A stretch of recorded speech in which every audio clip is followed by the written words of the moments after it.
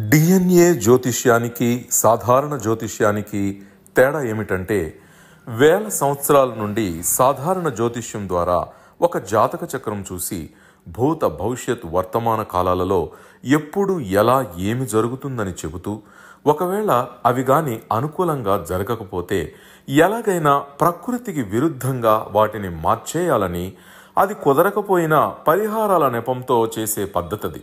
కానీ దానికి మారుగా డిఎన్ఏ జ్యోతిష్యం ద్వారా ఇవన్నీ ఎందుకు జరుగుతున్నాయని కనుగొని ఒక పని చేసే ముందే అది సరైనదా కాదా అని సరైన సమయంలో మనము తీసుకునే మంచి నిర్ణయం జీవితంలో అన్నింటిలో విజయాలు సాధించడానికి సలహాలు, మార్గదర్శకాలు చెప్పే నిజమైన జ్యోతిష్య విధానం ఇది.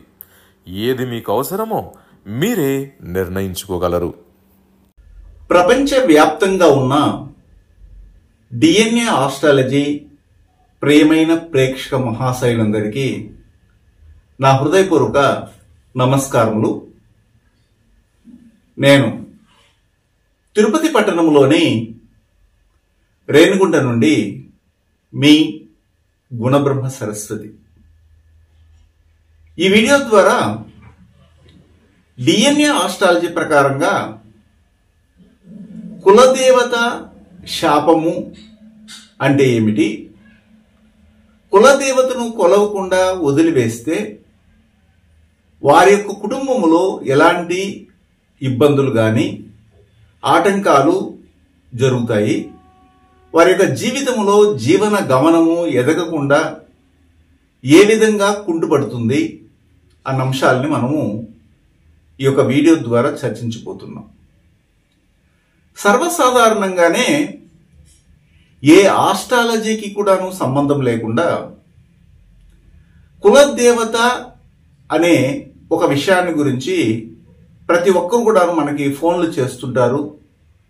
గురుగారు, మీరు కులదేవత గురించి చెప్పారు, మీరు చెప్పినవన్నీ నిజాలే, మా కుటుంబంలో కూడాను ఇలాగే జరుగుతున్నాయి. అయితే కులదేవతను కనుగొనడం ఎలా? మా పూర్వీకులు కులదేవత గురించి మాకు సరిగా అవగాహన తెలియజేయకుండానే వెళ్ళిపోయినారు. వారేమో ఒక దేవతను కొలిసుండొచ్చు, కానీ మా తరం వచ్చేసరికి ఏ కులదేవతను కొలిస్తే మా జీవితం బాగుంటుందని తెలియకే ఇబ్బందులు పడుతున్నాము అనేవాళ్ళు చాలా మంది ఉన్నారు. అయితే ఎవరికి కులదేవత వదిలివేయబడుతుంది అన్న విషయాన్ని మనము పుట్టినప్పుడు మన జాతకములో ఏమైనా అది గ్రహాల రూపంలో కానీ నక్షత్రాల రూపంలో కానీ రాశి లేదా లగ్న రూపంలో కానీ అది మనకి ఇండికేట్ చేస్తుందా అన్న విషయాన్ని మనం మొట్టమొదట పరిశీలించాలి. ఈ రోజుల్లో పుట్టే బిడ్డలు వారి యొక్క తల్లిదండ్రులు ఏం చేస్తారంటే ఆ బిడ్డల యొక్క జాతకాలని రాసి పెడతారు. పుట్టిన సమయము, తేదీ, నెల, సంవత్సరము, పుట్టిన ప్లేస్ అందరికీ తెలుసు కాబట్టి వాటిని కూడా పొందుపరిచి ఉంటారు. ఏ సాఫ్ట్వేర్లో వేసినా వారి జాతకం అనేది ఏర్పడుతుంది. అందులో ముఖ్యంగా 9 గ్రహాలు 12 భావాలలో ఉండడం అనేది మనం చూడొచ్చు. అయితే ఒకరికి కులదేవత వదిలివేయబడినది, మధ్యలోనే ఏదో ఒక ఆటంకం వలన కులదేవతను కొలుస్తూ కొలుస్తూ వదిలివేశారు అని తెలియజేయగలిగే నక్షత్రాలు బలంగా 3 నక్షత్రాలు ఉన్నాయి. అవి ఏమిటంటే కేతువు యొక్క అధీన నక్షత్రాలు అశ్విని, మఖ మరియు మూల అనే ఈ 3 నక్షత్రాలలో ఎవరైతే మళ్ళీ ఈ జనరేషన్లో కానీ లేదా పూర్వం జనరేషన్లో కానీ పుడుతుంటారో వారికి కులదేవత శాపం అనేది వస్తూ ఉంది. కంటిన్యూగా ఒక నీడలాగా ఆ కుటుంబాన్ని వెంటాడుతూ ఉంది. వారు పూర్వీకులు చేసినట్టు కులదేవతను వదిలివేశారు అని ఆ 3 నక్షత్రాలు ఇండికేటర్గా పనిచేస్తాయి. కాబట్టి పరిశీలించండి, మీ కుటుంబంలో ఎంతమంది జాతకాలు ఉంటే అన్ని జాతకాలు ముందర వేసుకోండి. రాశి పడిన నక్షత్రంగా కానీ, లగ్న పాయింట్ పడిన నక్షత్రంగా కానీ, లగ్నాధిపతి పడిన నక్షత్రంగా కానీ, అశ్విని, మఖ, మూల ఈ 3 నక్షత్రాల్లో కానీ మీ జాతకం ఏర్పడి ఉంటే ఖచ్చితంగా వారికి కులదేవత వదిలివేయబడినది వారు పుట్టే సమయానికి అని నిర్ధారణ చేస్తాం డిఎన్ఏ ఆస్ట్రాలజీ ప్రకారంగా.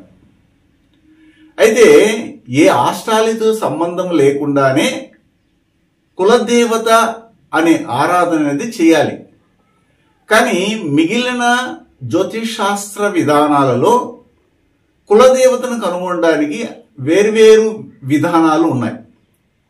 కానీ మనం సులభంగా ఒకరి జాతకాన్ని అలా చూసిన వెంటనే ఈ జాతకులకు కులదేవత వదిలివేయబడింది, కులదేవత కుట్ర జరిగింది, కులదేవత దోషం పరిగణించబడింది, కులదేవత వలన వీరి కుటుంబంలో ఇలాంటి ఇబ్బందులు కలగబోతున్నాయి అని ఇండికేట్ చేయగలిగే విధంగా బలమైనటువంటి రిజిస్ట్రీగా ఈ 3 నక్షత్రాలని తీసుకుంటాం. ఓకే, అదేవిధంగా ఏదేని గ్రహము ఈ కులదేవత శాపాన్ని, కులదేవత వదిలివేయడాన్ని, కులదేవత ద్రోహం జరగడాన్ని, కులదేవత కుట్ర జరగడం అనేది తెలియజేస్తుందా అని క్వశ్చన్ వేసుకున్నప్పుడు శుక్రుడు అనే గ్రహము కులదేవత శాపాన్ని తెలియజేసే విధంగా చెప్పడం జరుగుతుంది. కారణం ఏమిటి? ఈ శుక్రుడు అనే గ్రహము పుట్టిన సమయంలో జరిగినటువంటి నక్షత్రం ఏమిటంటే మఖ అనే నక్షత్రం. నేను ఇంతకు ముందు చెప్పాను, అశ్విని, మఖ మరియు మూల ఈ 3 నక్షత్రాలు కూడాను కేతు అధీన నక్షత్రాలు అయినప్పటికీ ఆ 3 నక్షత్రాలు కులదేవత శాపాన్ని, కులదేవత దోషాన్ని తెలియజేస్తాయి అన్న. మా దగ్గర చదువుకుంటున్నటువంటి ఒక స్టూడెంట్ ఈ విషయాన్ని ఐడెంటిఫై చేసి అడగడం జరిగింది. గురుగారు, శుక్రుడు కులదేవత శాపాన్ని తెలియజేసే గ్రహంగా చెప్పారు, అయితే అశ్విని, మఖ మరియు ఈ యొక్క మూలా నక్షత్రాలు కూడా ఎందుకు కులదేవత శాపాన్ని తెలియజేస్తాయని అడిగారు. Very good question. దానికి సమాధానం ఏమిటంటే శుక్రుడు పుట్టినటువంటి నక్షత్రము మఖ నక్షత్రం కాబట్టి ఆ మఖ అనే నక్షత్రము కేతు అధీన నక్షత్రము. ఆ మఖ అనే నక్షత్రముతో మిగిలినటువంటి 2 నక్షత్రాలు కూడాను అశ్విని, మూల కూడాను కేతు అధీన నక్షత్రాలే కాబట్టి ఇక్కడ మఖ, అశ్విని, మూల ఈ 3 కలిపి మనము కులదేవత శాపం ఉన్నటువంటి నక్షత్రాలుగా పరిగణించడం జరిగింది. కులదేవత శాపం ఉన్నటువంటి నక్షత్రాలుగా పరిగణించడం జరిగింది. ఇది మనం నోట్ చేసుకోవాలి. అయితే శుక్రుడు ఏ భావంలో ఉన్నా ఒకరి జాతకంలో ఆ భావానికి సంబంధమైనటువంటి బంధుత్వాలకు ఖచ్చితంగా కులదేవత శాపము, కులదేవత దోషము, కులదేవత కుట్ర, కులదేవతను వదిలివేయడము ఇలాంటివి జరిగినాయని మనం నిర్ధారణ చేస్తాం. దానితో పాటు ఈ భూప్రపంచంలో దాదాపు 800 కోట్ల జనాభాలో ఎవరెవరు తుల అనే భావములో రాశిగా పుట్టినా లేదా తుల అనే భావాన్ని లగ్నంగా చేసుకుని పుట్టినా వారికి కులదేవత శాపం అనేది ఉంటుంది అని చెప్పడం జరుగుతుంది. ఎందుకు అలా చెప్తున్నామంటే కాలపురుషునికి 7వ భావము అయినటువంటి తుల డిఫాల్ట్ గానే శుక్రునికి అది ముఖ్యంగా మూల త్రికోణ ఇల్లుగా రావడం వల్ల అది ఎప్పుడు కూడాను కులదేవత శాపాన్ని విడుదల చేస్తూనే ఉంటుంది. కాబట్టి తుల అనే రాశిగా గాను, తుల అనే లగ్నంగా గాను ఏ కుటుంబంలోనైతే పిల్లలు గాని పెద్దలు గాని పుడుతుంటారో వారికి కులదేవత వదిలివేయబడినది, సక్రమంగా ఆ యొక్క కార్యక్రమాలు సాంప్రదాయ సడంగాలను బట్టి జరగలేదు అని మనం చెప్తాం. ఓకే, ఇప్పుడు కులదేవతను మేము పూజించటం లేదండి, మేము వెంకటేశ్వర స్వామిని కులదైవంగా భావించి పూజిస్తున్నాము అనేవాళ్ళు చాలా మంది ఉన్నారు. మా పూర్వీకులు కులదైవంగా వెంకటేశ్వర స్వామి దగ్గరికి వెళ్ళి తలనీలాలు ఇచ్చేవారు. ప్రతి సంవత్సరం ఆయన దగ్గరికి వెళ్ళి ఆయనకి సేవ చేసేవారు. మాకు చెప్పించింది అదేను, కులదేవతగా మీరు వెంకటేశ్వర స్వామిని కొలవమని. అది ఎంతవరకు కరెక్ట్ అంటే అది కరెక్ట్ కాదు. ఎలా అంటే శ్రీ వెంకటేశ్వర స్వామి ఈ ప్రపంచానికి దైవం. ఏ దేశంలో వారైనా కానీ వెంకటేశ్వర స్వామి దగ్గరికి వస్తూనే ఉంటారు ప్రపంచ వ్యాప్తంగా. మీకంటూ ఒక కులం ఉంటుంది. ఆ కులాన్ని కాచి రక్షించడానికే మనము పూర్వీకులు కుల దైవాన్ని ఏర్పాటు చేసుకున్నారు. యాక్చువల్గా కుల దైవము ఏ విధంగా ఏర్పడిందంటే, మన కులాన్ని రక్షించడానికి పూర్వీకులలో కొంతమంది యోధులు, పోరాట నిపుణత కలిగినటువంటి యుద్ధ నిపుణత కలిగినటువంటి వారు మన కులాన్ని రక్షించడానికి ఎన్నో త్యాగాలు చేసింటారు. వారినే మనము ఒక ఫోటో కట్టో లేదా విగ్రహం పెట్టుకొనో పూజ చేస్తూ కులదైవంగా భావించి ఉంటాం. అయితే ఒక్కొక్క కమ్యూనిటీని బట్టి ఒక్కొక్క విధమైనటువంటి కులదేవత ఉంటారు. కొంతమందికి స్త్రీ దేవతల్ని కులదేవతలుగా భావిస్తారు, కొంతమంది పురుష దేవతల్ని కులదేవతలుగా భావిస్తారు. కొంతమందికి చూసినట్లయితే మన కొన్ని ప్రాంతాల్లో తల లేనటువంటి మొండెమే ఉన్నటువంటి ఒక విగ్రహ రూపంలో ఉన్నటువంటి వారిని కూడా కులదైవంగా భావించిన వాళ్ళు ఉంటారు. కొంతమంది తల మాత్రమే ముందర పెట్టుకుని పూజ చేస్తుంటేవారు. అంటే ఇప్పుడు రేణుకా పరమేశ్వరి, ఆ అమ్మవారిని ఏమంటారంటే మారియమ్మ అంటారు, కులదేవతగా భావిస్తుంటారు. అమ్మవారికి తల మాత్రమే ఉంటుంది. కొన్ని చోట్ల జాతరలు జరుపుతుంటారు, ఊరేగింపులు జరుగుతుంటారు, పండగలు చేస్తుంటారు. అక్కడంతా మనం చూసినట్లయితే చాలా వరకు పూర్వీకులు ఆ కులాన్ని రక్షించిన వారినే వాళ్ళు పూజ చేస్తుంటారు. బ్రిటిష్ కాలంలో మన యొక్క హిందువుల్ని కానీ మన యొక్క భారతదేశాన్ని కానీ హింసించినటువంటి ఈ ఆంగ్లేయులు వారిని హతమార్చడానికి మన కులంలో ఒకరు బయలుదేరి వాళ్ళ దగ్గర నుండి మనల్ని రక్షించి ఉంటారు. అప్పట్లో పోలీస్ డిపార్ట్మెంట్లో పనిచేసే వాళ్ళు డ్రాయర్ లాగా కాకి డ్రాయర్లు వేసుకుని పనిచేసేవాళ్ళు. ప్యాంట్లు, షర్ట్లు ఇలాంటివి ఉండేవి కాదు. పెద్ద పెద్ద షర్ట్లు అంటే ఏమిటి, మంచి నగిష్ అయినటువంటిది ఉండే కాదు. ఒక జస్ట్ డ్రాయర్ లాగా వేసుకునే వాళ్ళు, మామూలుగా టోపీ ఉంటుంది, మామూలుగా ఈ డ్రెస్ వేసుకుని ఆ రోజుల్లో ఎస్ఐ అయినా సిఐ అయినా లెఫ్టినెంట్ అయినా కానీ అలాగే ఉండేవారు. అంటే ఆ విధమైనటువంటి సంప్రదాయం అప్పుడు ఉండేది. దాంట్లో ఒక సోల్జర్ లాంటి వాడు కావచ్చు, లేదా ఒక పోలీస్ డిపార్ట్మెంట్ వాడు ఆ కులాన్ని రక్షించుంటాడు.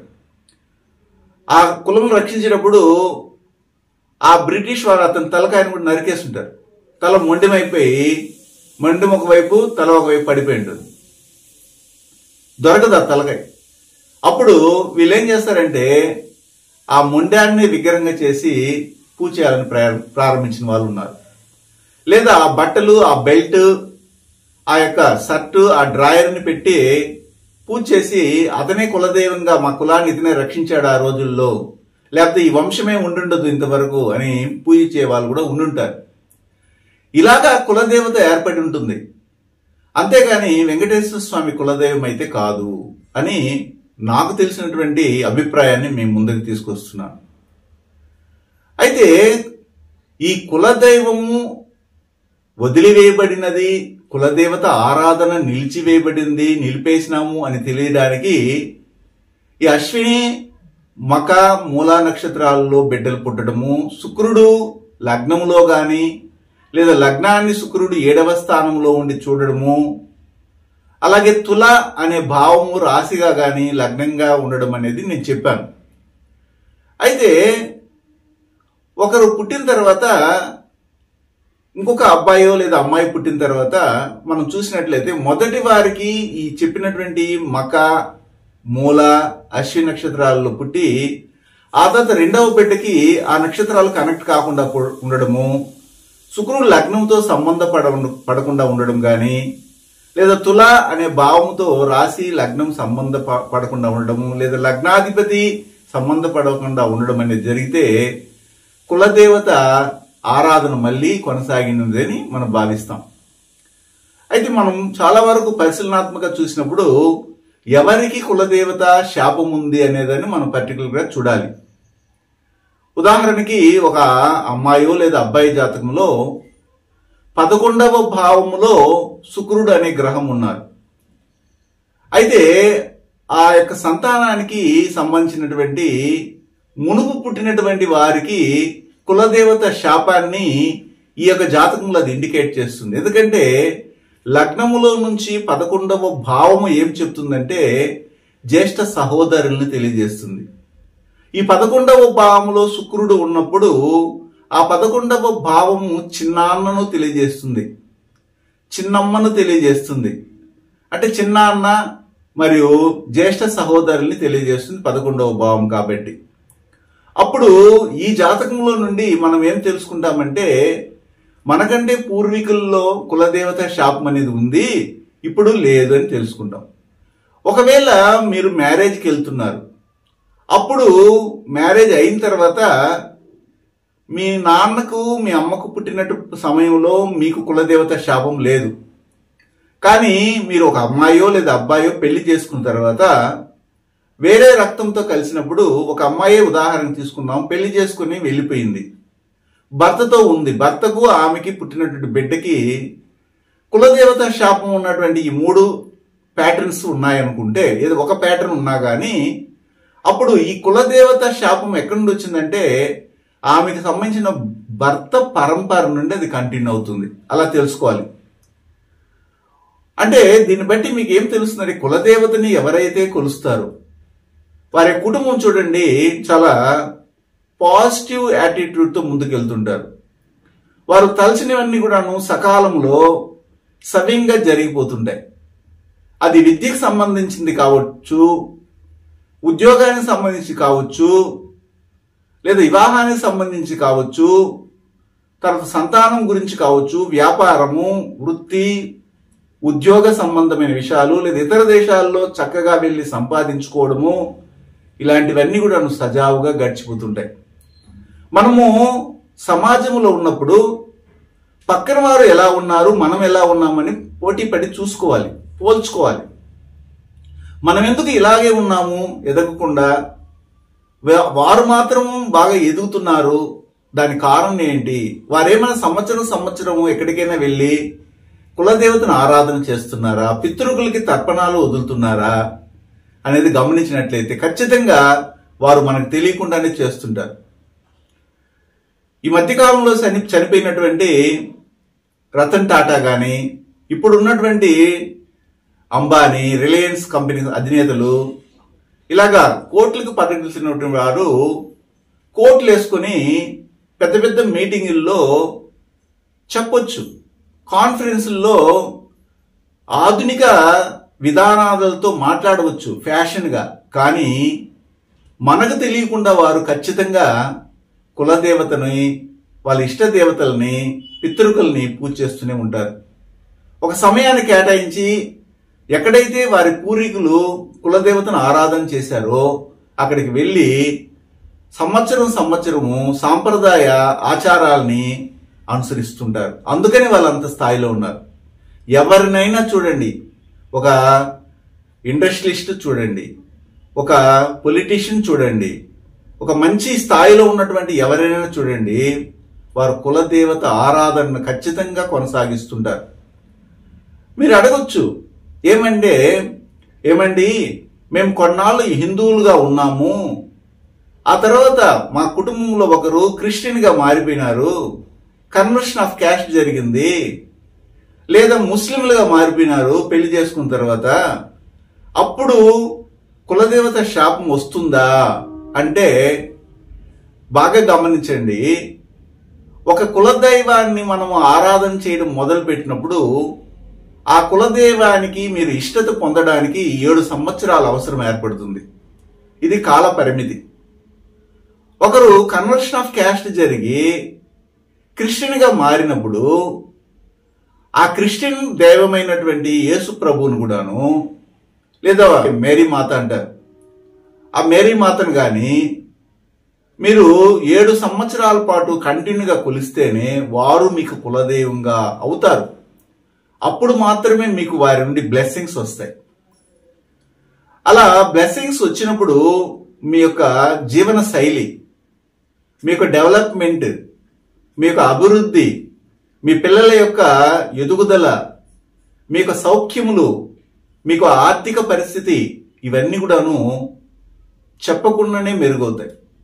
మీరు ఏదేని ఒక కులదైవాన్ని వదిలివేసినప్పుడు ఒక చీకటి గదిలో అన్ని బంధించుకొని కూర్చుంటే ఎలాంటి దారి తెన్ను లేకుండా ఉంటారు. అలాంటి పరిస్థితి ఏర్పడుతుంది. మీరు ఎప్పుడైతే సాదాసీదాగా జరుగుతున్నటువంటి కుటుంబంలో కులదేవత ఆరాధన మీరు కొనసాగించినప్పుడు మీకు తెలియనటువంటి విషయాలు కూడాను వేరే వ్యక్తుల వల్ల సకాలంలో సరైన సమయంలో వారి ద్వారా మెసేజ్ రూపంలో అందుతుంది. ఇది కులదేవతను ఆరాధన చేస్తున్నటువంటి వారికైతే తెలుస్తుంది. ఈ కులదేవత లేదు, పితృకు దేవత లేదు, ఇవన్నీ ట్రాష్, మనం కష్టపడితేనే మనకు ఫలితం వస్తుంది, మనం పని చేస్తేనే మనకు నోట్లోకి ఈ 4,000 పోతాయి అనుకునే వాళ్ళు కూడా ఉన్నారు. నిజమే, కాదనది లేదు. కానీ ఒక మార్గం కరెక్ట్గా లేనప్పుడు మనము అవస్థలు పడి చివరికి చేరుకుంటాం. ఆ మార్గం ఏదో తెలిస్తే ఒక గూగుల్ మ్యాప్ లాగా, గూగుల్ మ్యాప్ మన చేతిలో ఉంటే ఎక్కడికైతే డెస్టినీ చేరాలో అక్కడికి చేరిపోతాం. లేకపోతే రోజంతా కూడాను ఆ చిన్న ప్రాంతంలోనే తిరుగుతూ కాలాన్ని వృధా చేస్తుంటాం. ఆ విధంగా కులదైవం అనేది మనకు దిక్సూసిగా పనిచేస్తుంది. ఒకరు స్కూటర్లోనో ఏదో ఒక వాహనంలో వెళ్తున్నారు. దాదాపు 1-2 కిలోమీటర్ల వరకు ట్రాఫిక్ నిలబడిపోయింది. వీళ్ళు అర్జెంటుగా హాస్పిటల్కే వెళ్ళాలి. ఒక ప్రసవ వేదన పొందుతున్నటువంటి ఒక ఆడబిడ్డని తీసుకెళ్తున్నారు. లేదా ఒక యాక్సిడెంట్ అయింది, ఆ యాక్సిడెంట్ కి సంబంధమైన ట్రీట్మెంట్ చేయాలి, వెంటనే చేయాలి, లేకపోతే చాలా ఇబ్బంది అవుతుంది అన్నప్పుడు ఆ సందర్భంలో ఎవరో ఒకరు మనకు వచ్చి ఆదుకోవడం జరుగుతుంది. అదే సందర్భంలో చూడండి, ఈ ట్రాఫిక్ లో మీరు చిక్కుకున్నప్పుడు మీకు ముందు ఒక 4 వాహనాలు ఉన్నది మాత్రమే మీరు చూడగలుగుతారు. కానీ కులదేవతలు ఏం చేస్తారంటే, ఒక విమానంలో పైనుండి షూటింగ్ ఏ విధంగానైతే మన సినిమాల్లో చూసినప్పుడు తీస్తుంటారో ఆ విధంగా పైనుంచి కిందకి చూసి, ఓహో నా యొక్క బిడ్డలు ఇలాగ అవస్థల్లో ఉన్నారా, వారికి సరైన సమయంలో ఏదో ఒక సహాయం చేసి వారిని గమ్యం చేర్చాలని వాటి వంతు అవి చేస్తాయి. అంతటి గొప్ప శక్తిని కులదేవతలు అనేవి తెలియజేస్తాయి. అయితే ఒక మనిషి పుట్టుకను నిర్ధారణ చేసేది కూడా కులదేవతలే. మన కులము అని ఇప్పుడు చెప్పుకుంటున్నాం కదా, ఆ కులాన్ని మొట్టమొదటి ఎవరు కాపాడారు? మీకంటూ ఒక గుర్తింపు ఎవరి వల్ల వచ్చిందంటే కులదేవతల వల్లే వస్తుంది. అంటే పూర్వీకులు ఆ విధంగా బిడ్డలే పుట్టలేదు వారికి, ఒక స్త్రీకి ఒక పురుషునికి అనుకుంటే ఎక్కడో వెళ్ళి ఒక రాయిని పెట్టైనా కానీ పూజ చేస్తారు. ఆ కులదేవత అనుకొని ఆరాధన చేస్తే అక్కడి నుంచి వారికి వంశం అనేది వృద్ధి చెందుతుంది. ఆ వంశం ఎలా వచ్చిందంటే ఫలానా కులదేవతను మేము ఆరాధన చేయడం వల్లనే ఇలాగ జరిగిందని చెప్పుకుంటారు. అంటే ఆ శక్తి ఈ యొక్క బిడ్డలో ప్రవేశిస్తుంది. దాన్ని కంటిన్యూగా చేయడం వల్ల అనేకమైన ఉపయోగాలు ఉన్నాయి. అయితే మొత్తం మీద మనం ఏం తెలుసుకుంటామంటే, మనం ఒక జాతకాన్ని ముందర పెట్టుకొని చూసినప్పుడు కులదేవత ఆరాధన వదిలివేయబడినదా, కులదేవత కుట్ర జరిగినదా, కులదేవత ద్రోహం జరిగిందా, కులదేవత దోషం మిమ్మల్ని వెంటాడుతూ ఉందా అని తెలియజేయడానికి నేను 3 అంశాలని మీ ముందర తీసుకొచ్చి పెట్టాను. అయితే మా అబ్బాయికి లేదండి, మా అమ్మాయికి మాత్రము మీరు చెప్పిన అంశాలన్నీ ఉన్నాయండి అంటే, మీకు పుట్టినట్టు అబ్బాయికి ప్రసవాన్ని ఇచ్చినప్పుడు అంటే ఆ బిడ్డ పుట్టినప్పుడు అప్పటి కులదేవతను మీరు ఆరాధిస్తూ ఉండవచ్చునేమో. ఆ తర్వాత కాలంలో ఏదో ఒక బిజీ షెడ్యూల్ వల్ల వదిలేసి ఉంటారు. అందువల్ల తర్వాత కులదేవత శాపం వచ్చి ఉండొచ్చు. చాలా మంది ఏం చేస్తారంటే కష్టకాలంలో కులదేవతను ఎత్తుక్కుని వెళ్ళి పూజ చేస్తుంటారు. ఒక సర్టెన్ స్టేజ్కి వస్తారు. లక్షల కోట్ల రూపాయలు సంపాదించిన తర్వాత ఆ కులదేవత మీద ధ్యాస తగ్గిపోయి, పర్వాలేదులే మనం ఇప్పుడు చాలా పెద్ద మీటింగ్కి వెళ్ళాలి, ఆ మీటింగ్ కానీ వెళ్ళి ఆ యొక్క దీంట్లో పాల్గొనకపోతే ఒక 200 కోట్లు లాస్ వస్తుంది, కాబట్టి ఈ సమయంలో అది ముఖ్యమా ఇది ముఖ్యమా అంటే కులదేవతను ఎప్పుడైనా కొలుసుకోవచ్చు, ఈ సంవత్సరం కాకపోతే ఇంకొక సంవత్సరం కొలుసుకోవచ్చు అనేసి వాళ్ళు ఈ మీటింగ్ కి ప్రయారిటీ ఇస్తారు. ఆ విధంగా క్రమక్రమంగా చాలా మందిని మనం చూసుంటాం, మొత్తం పోగొట్టుకో ఉంటారు. మన పల్లెటూరులో కానీ లేకపోతే పట్టణాల్లో కానీ కొంతమందిని మనం పరిశీలించినప్పుడు, మన చుట్టుపక్కల వాళ్ళని చూసినప్పుడు, ఇది చూడండి మా యొక్క నాన్న కాలంలో లేదా మా తాత కాలంలో ఇక్కడి నుంచి ఆ లాస్ట్ కన్సూపు మేర వరకు మా స్థలమేనండి, ఈ ప్లాట్లన్నీ మావే అండి, ఈ ఊర్లో ఉన్న ఇల్లులన్నీ మా పట్టా కింద ఉండేదండి, కానీ ఈరోజు మాకు నిలవడానికి ఇల్లు లేదండి, కనీసం నీడ లేదండి అంటుంటారు. దానికి కారణం ఏంటి తెలుసా? వీరు మొట్టమొదట వీరు పూర్వీకులు కులదేవతను కొలుస్తూ వచ్చుంటారు. కాలక్రమంలో ఏం చేస్తుంటారంటే వీరు గర్వం పెరిగిపోయి అహంకార బుద్ధితో మనకు అన్నీ ఉన్నాయి కదా ఇంకేమిటి అనేసి ఆ కులదేవతను విస్మరించుంటారు. కాలక్రమంలో అవన్నీ ఒక్కొక్కటి అమ్ముకొని తినేస్తుంటారు. చివరికి ఇప్పుడున్నటువంటి తరానికి చూస్తే వీధుల్లో వచ్చి కూర్చోంటారు, అడుగు తింటుంటారు. ఇలాగ ఎంతమందిని మనం చూడలేదు. దాని కారణం ఏంటంటే కావాలంటే మీరు అడిగి చూడండి, పరిశీలించండి, ఖచ్చితంగా వాళ్ళు కులదేవతని వదిలివేసి ఉంటారు. ఆ కులదేవతను వదిలివేయబడినది అని మీ జాతకంలోనే ఉంటుంది. ఒక DNA ఆస్ట్రాలజీ ప్రకారంగా మాత్రమే దాన్ని మనం ఇండికేట్ చేయగలము. పరిశీలించి కళ్ళు తెరవండి. శుభం.